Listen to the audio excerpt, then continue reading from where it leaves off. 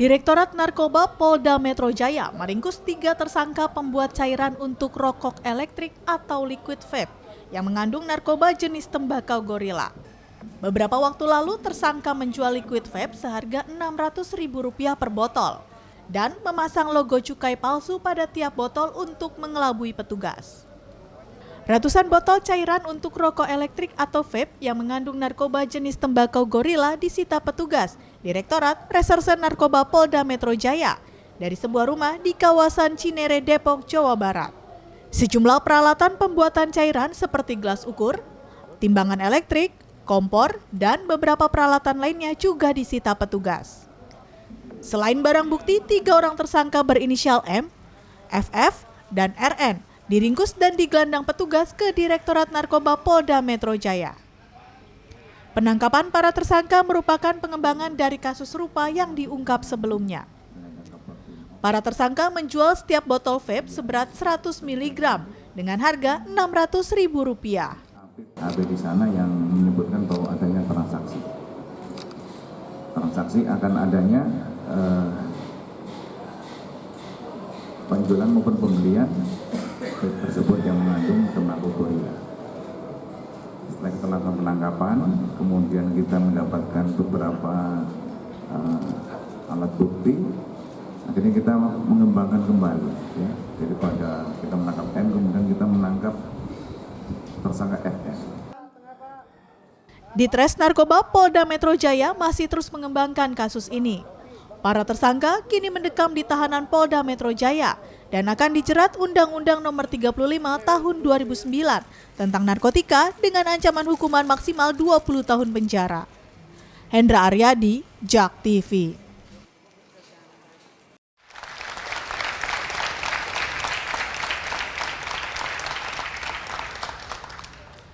Assalamualaikum warahmatullahi wabarakatuh. Ya, halo pemirsa, senang sekali saya Reva Fardani. Dan saya Lucia Saharui. Kembali menjumpai Anda dalam program Coffee Break bersama Kapolda Metro Jaya. Ya, dan pembahasan kita kali ini tentang rokok elektrik atau yang lebih dikenal dengan penyebutan vape yang ternyata di Indonesia ini menjadi salah satu pintu masuk baru bagi narkotika. Nah, apakah sudah banyak kasus-kasus yang ditemukan dan bagaimana pencegahannya kita akan bahas saat ini dengan beberapa narasumber yang sudah hadir. Langsung saja kita sapa dulu Kapolda Metro Jaya selaku tuan rumah dalam acara Coffee Break kita, Bapak Irjen Pol Dr. Gatot Edi Pramono MSI, dan juga sudah hadir Bapak Rahmat selaku Kabak Wasidik Ditres Narkoba Polda Metro Jaya. Kemudian juga hadir bersama kita psikolog klinik forensik Ibu Dr. Randa A. Cassandra Putranto. Dan juga Bapak Deki Arifinsyah selaku Kepala Kantor Wilayah Direktorat Jenderal Bea dan Cukai DKI Jakarta.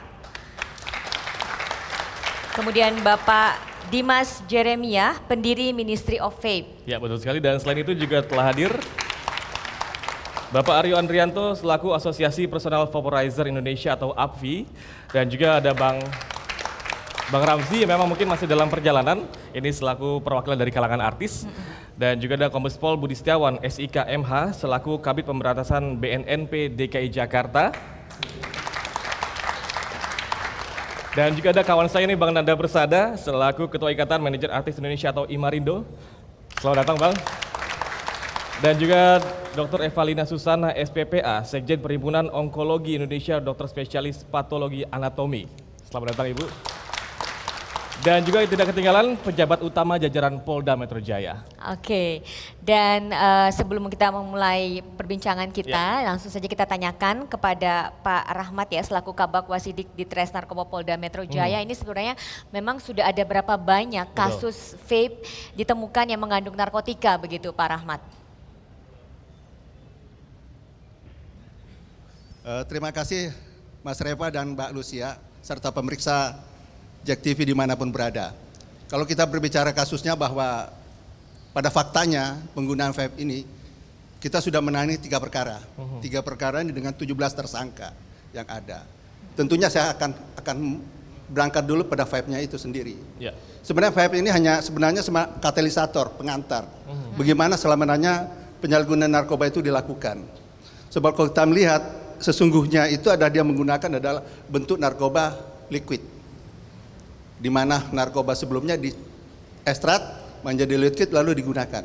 Ini sebenarnya pintu masuk saja. Ya. Oke. Pintu masuk saja dari sisi itu. Lalu kita melihat lagi apakah narkoba jenis baru itu banyak jenisnya, 803 jenis baru, tapi yang masuk ke kita 74. Oke. Kalau nggak salah yang sudah diratifikasi oleh Permenkes nomor 20 itu sudah 66, 8 masih dalam proses penelitian. Ya. Nah, narkotika jenis apa yang ditemukan di dalam vape ini? Narkotika yang ditemukan dalam jenis vape ini ada jenis golongan 1. Golongan 1 sudah masuk dalam daftar golongan 1 ada jenis baru, di mana jenis baru ini masuk pada kategori yang ancaman hukumannya hukuman mati. Dan ada minimal ancaman. Baik. Oke. Tadi Pak Rahmat sempat mengatakan bahwa 803 jenis baru, dan apakah memang ini di semuanya bisa diliquidkan atau diekstrak dalam bentuk vape tersebut? Ini kan belum ketemu suatu penelitian tentang itu. Tapi pada faktanya bagaimana sebenarnya MDMA ini diekstrak menjadi suatu liquid. Baik. Yang terjadi pada kita karena kita menemukan suatu proses di mana labnya itu dibuat. Sebab ini terlalu mudah bisa dilihat dengan bagaimana membuatnya itu dengan teknologi yang ada sekarang. Baik. Kita melihat informasi itu masuk Aha. begitu deras. Dari informasi inilah mereka akan belajar. Semestinya ini tidak boleh, sebab kalau lihat ancaman hukumannya cukup tinggi. Baik. Nah, kalau tadi Pak Rahmat sudah mengatakan berarti memang ada ancaman hukuman sampai hukuman mati. Pak Gatot, kalau terkait dengan vape ini sebenarnya seberapa bahaya sih Pak? Jadi begini, vape ini kan sebenarnya satu fenomena baru ya. Kita baru melihatnya sekitar 5-4 tahun belakangan ini. Ya ini mungkin dikarenakan baik itu dari Polri, teman-teman dari BNN begitu gencar memberantas narkoba. Biasanya pelaku-pelaku kejahatan itu akan mencari hal-hal yang baru, mungkin karena regulasinya belum ada, mendapatkannya mudah. Nah, mereka muncul dah ini. Tadi dikatakan bahan-bahan untuk membuat daripada vape ini kan mudah sekali. Ya, internet itu juga mempermudah cara mereka membuat itu. Kemudian mereka bisa membeli zat-zat kimia terkait itu melalui media online. Nah, ini juga kita sulit mengawasinya. Betul. Dan ini juga karena ini biasa mereka anggap sebagai sejenis rokok elektrik, ya dianggap ini biasa-biasa saja. Padahal ya biasanya itu kan kalau vape itu mereka gunakan zat-zat kimia yang memang legal ya. Ada rasa mint, ada rasa jeruk dan lain sebagainya. Tapi mereka ini merubahnya zat kimia, liquid itu mereka rubah. Ya, seperti ada tadi dikatakan seperti tembakau gorila, sejenis turunan daripada sabu dan lain sebagainya, yang berdampak kepada tubuh mereka ya. Kalau kita tahu dampak sabu itu bagaimana, fly, paranoid, bahkan kalau tembakau gorila itu kalau kita lihat di YouTube bagaimana reaksi tubuhnya, bahkan menyerang saraf-sarafnya. Begini bisa para pakar yang akan menjelaskannya. Nah, ini cukup berbahaya. Kenapa berbahaya? Ini banyak digunakan di kalangan-kalangan remaja, mudah mendapatkan. Padahal kalau kita lihat daripada harganya, kalau yang normal biasa vape yang bukan campuran daripada liquid yang mengandung narkoba itu harganya mungkin antara 100.000 atau 200.000. Ini harganya bisa 4 kali lipat bahkan 5 kali lipat, tapi mereka akan beli itu. Dan mudah dibawa. Ya, ini contohnya seperti ini nih. Ini kan mudah nih. Vape itu kan ada yang menggunakan charger, ada yang menggunakan baterai. Dia simpan saja di kantong. Kalau orang tidak tahu, dia seperti menggunakan vape biasa saja. Padahal di situ mengandung narkoba. Ini berbahaya. Apalagi generasi muda kita. Kita tahu bahwa era nanti tahun 2020, 2030 ini kan kita mendapat satu bonus demografi. Nah, kalau anak-anak muda kita, remaja-remaja kita kena seperti ini tentunya nanti akan berbahaya sekali untuk mereka. Oleh karena itu, pekerjaan bagaimana kita meminimalisir ini pekerjaan bersama-sama. Karena apa? dari hasil penyelidikan dan penyidikan yang dilakukan oleh Polda Metro Jaya dari tahun 2015 sampai dengan sekarang, itu mereka membuatnya itu dengan home industry, ya, home industry. Udah ada 5 kalau saya tidak keliru itu yang dilakukan penegakan hukum oleh Direktorat Narkoba dan jajaran sampai dengan tingkat Polres. Belum kita menghitung lagi kalau orang per orang yang melakukan itu. Tadi Pak Rahmat mengatakan saat sekarang aja ada 3 kasus terkait itu. Dan tentunya ini merupakan sesuatu yang menjadi perhatian buat kita semua. Karena memang ada titik-titik lemahnya, regulasi, mudah mendapatkannya, ya, atau ketidaktahuan dari orang tua, ketidaktahuan dari guru-gurunya, dikira ini hanya vape biasa saja, ya, rokok elektrik biasa saja. Padahal ada liquid yang mengandung narkoba yang berbahaya terhadap kesehatan yang menggunakan vape itu. Baik. Tadi Pak Gatot sempat mengatakan bahwa memang ini bisa dikatakan sangat mudah untuk dibawa. Berarti kan sulit untuk diketahui Pak ya. Nah ini dari pihak kepolisian sendiri untuk mengindikasikan ya kalau vape itu termasuk bahaya narkoba, seperti apa cara-cara dari pihak kepolisian?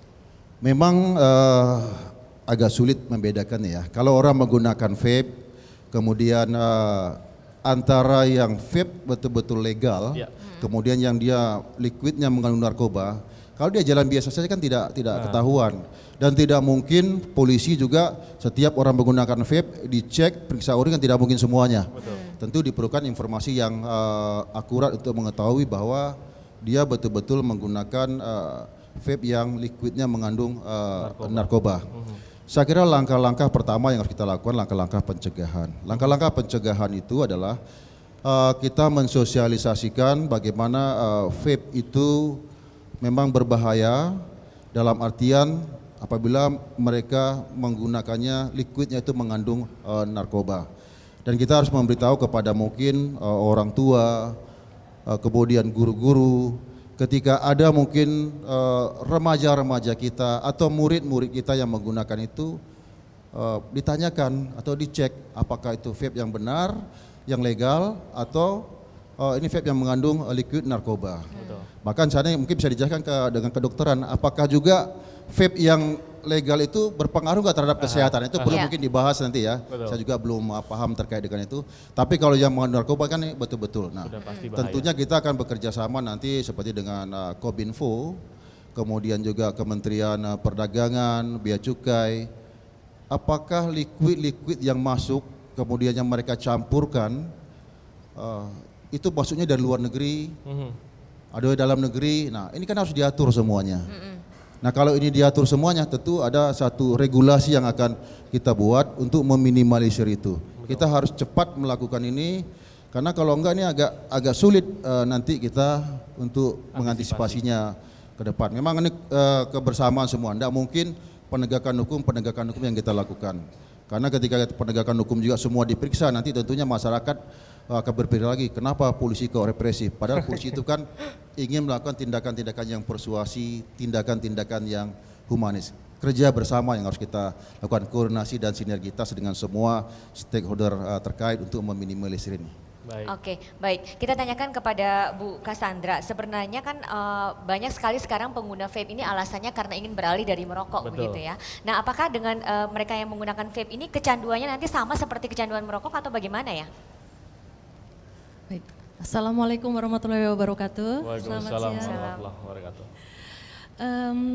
Berdasarkan penelitian yang mungkin masih sangat terbatas, masalahnya ini juga ada problem marketing, gitu ya. Artinya dipasarkan atau saya kira Ibu pasti setuju juga ya Ibu ya, dipasarkan, disosialisasikan bahwa vape ini bisa menggantikan rokok, gitu.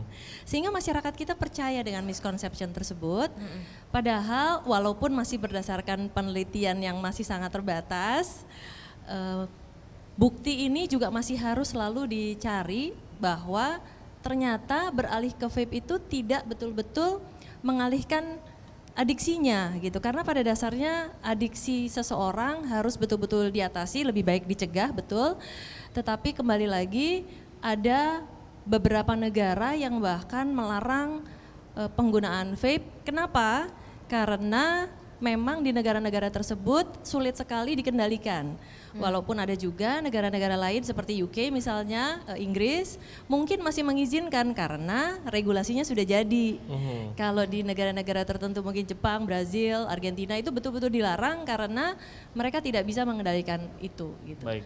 Oke, tapi apakah mereka yang menggunakan vape ini akan ada mengalami ya mungkin seperti kerusakan bagian syaraf tertentu di otaknya begitu? Nah itu tergantung kepada zat yang digunakan di dalam vape-nya gitu ya. Kadang-kadang mungkin karena ini kan elektrik gitu istilahnya. Ada yang hanya mungkin nyala doang tapi nggak ada isinya. Tapi ketika dia memasukkan liquid, biar bagaimanapun apapun mau padat, mau cair, mau uap, asap, ketika itu mengandung satu kandungan tertentu pasti akan memberikan pengaruh terhadap otak kita. Nah, seberapa jauh ya tergantung kandungan itu sendiri, terutama karena ada penyalahgunaannya. Nah persoalannya pun pada beberapa negara ternyata sudah ditengarai, mungkin saya berharap nanti Ibu Ayu juga akan mendukung pernyataan saya bahwa ada juga kaitannya antara penyalahgunaan vape ini dengan penyakit-penyakit seperti kanker dan lain sebagainya. Baik, dan pemirsa kami akan kembali usaha jeda berikut ini, tetaplah bersama kami dalam program Coffee Break bersama Kapolda Metro Jaya. 2019 ini saja target penerimaan cukai dari vape ini itu ada 541 miliar rupiah.